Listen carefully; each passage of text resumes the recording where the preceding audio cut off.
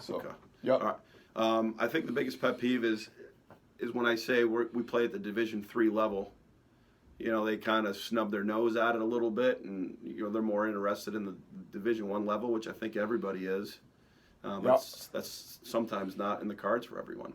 Well, I mean, here's the biggest thing when I was assistant coach with Bunting, because I was always, as an athlete, as a guy that was on the bench, as everyone knows, dugout energy. Yep.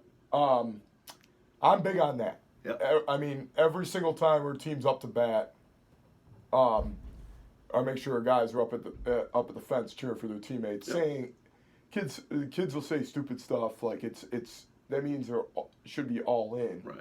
And what is your biggest emphasis on that? Are you big on that? Yeah, I love the energy stuff. I think, we try to focus in on just cheering for our guys and not so worried about what the other Yes. team is doing and saying.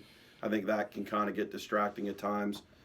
So it's and I think kids got to learn it at a young age. I coach a youth travel baseball Yep. program with some great guys: Bob Rule, Corey Lamberton, Jeets, and Joey D.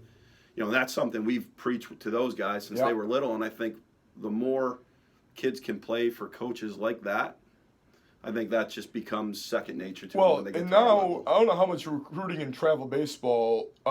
There are great programs out there, just like yours, like the Diamond Pros, all Yep. that. But then when you go to a game and you go see a stud play for a program that's not necessarily greatly well coached. Yeah. What is your expertise? What is your expectations on that? I think you kind of look at the skill set and have, obviously, if I was to come watch you play and maybe you weren't coached all that well in your summer stuff, it's what would you do well? How could we better? How could we make you a better player? And that, When we look at that stuff. and another thing too is, do you look at the attitude when you recruit, like how they are in the dugout, Yeah. how coachable they are, Yeah. how hard they work? No question. I think those are all those characteristics that you don't see on a stat sheet, right? And those are big things because that feeds into the type of team culture that you have that we have at our program.